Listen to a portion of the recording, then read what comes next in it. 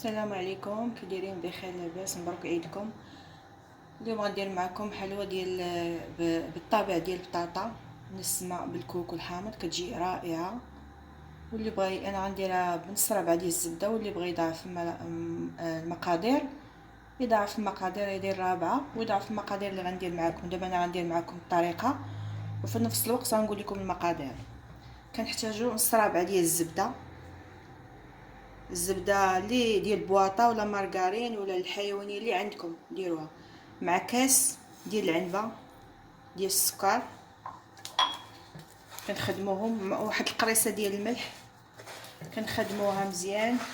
كنخدموا هاد الزبده مع هاد السنيده، نص رابعه ديال الزبده، يعني نص باكيه ديال الزبده. نخدموها مع كاس ديال السكر ديال العنبه مزيان. كنزيدوا واحد بيضه وحده،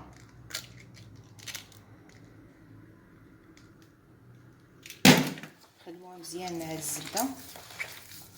اذا كانت عندنا رابعه ديال الزبده غنضاعفوا المقادير، يعني غنديروا جوج بيضات بجوج كيسان ديال السنيده.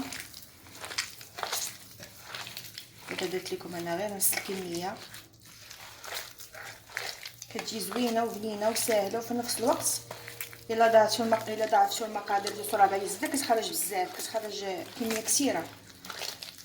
انا درت غير نص رابعه كنوريكم، واللي بغى يضاعف المقادير يضاعف.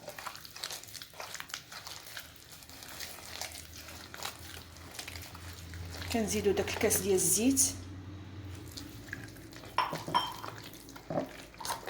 كاس ديال العنبه، كنخلطوها مزيان.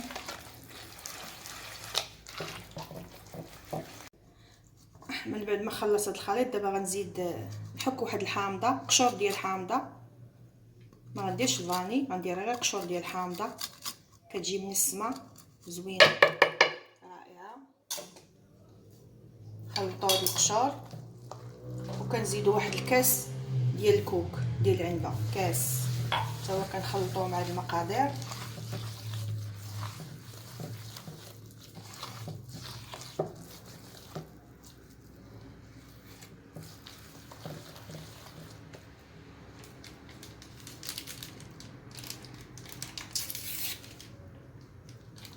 كنزيدوا واحد خماره وحده ديال الحلوه، خماره وحده كنزيدوها. الا كان عندنا رابعه زبده كنديروا جوج خمارات، دابا عندي غير نص رابعه كندير خماره وحده مع كاس ديال الكوك. كنخلط مزيان.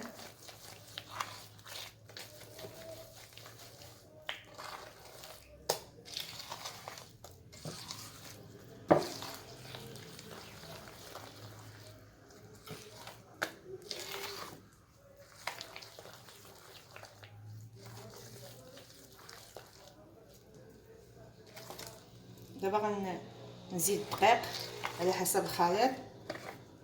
غادي نقول لكم الكميه اللي غتهز ليا، اللي غيهز ليا هذا الخليط، الكميه ديال الدقيق.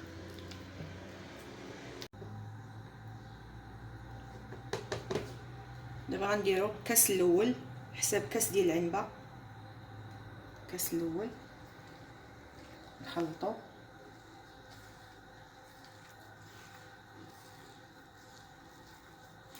خلطوا غير من الكوش، غير نخلطوا بالاصابع ديالنا تيدخل داك الدقيق في العجينه. كنديروا الكاس الثاني،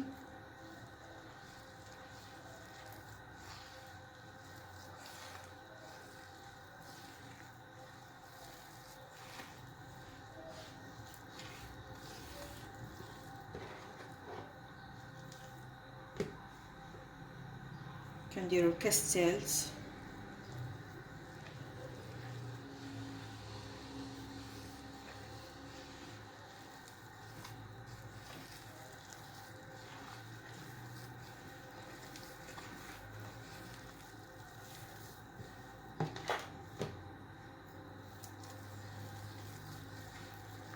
الرابع،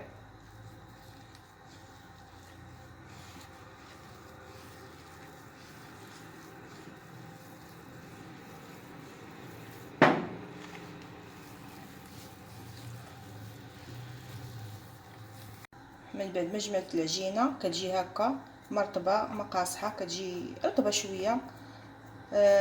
هزت ليا 5 الكيسان ديال العنبه، يعني نص كيلو ديال الدقيق.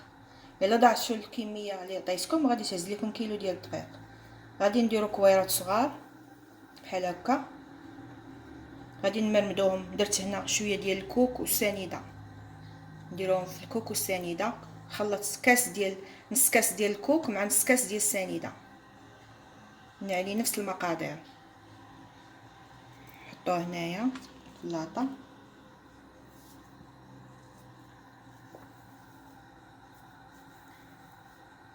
بحال هكايا، نمدوها في هاد الكوك والسنيده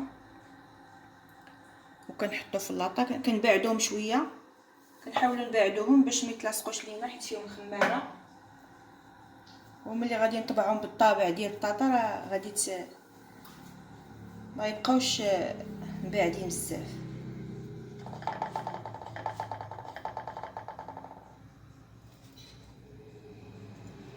نزيد واحده اخرى.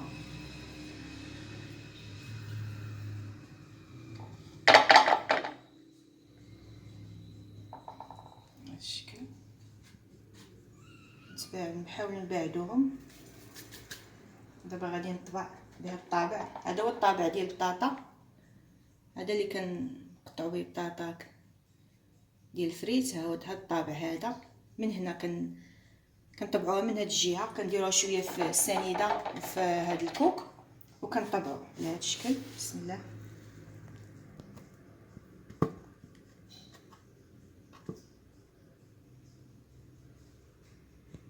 كنطبعوا على هذا الشكل بحال هكا.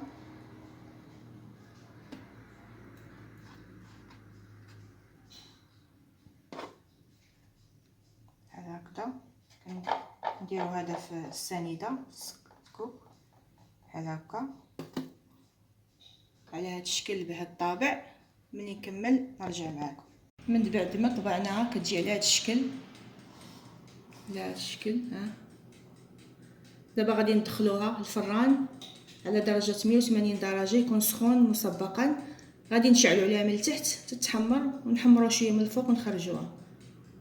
كتجي على هذا الشكل بعد ما خرجناها من الفران، كتجي على هذا الشكل. بلاتي نوريكم شي وحيده كتجي هكا محمره بحال هكذا. كتجي محمره ها بهذا الشكل، كتجي رائعه، كتجي مقرمشه ومرمله.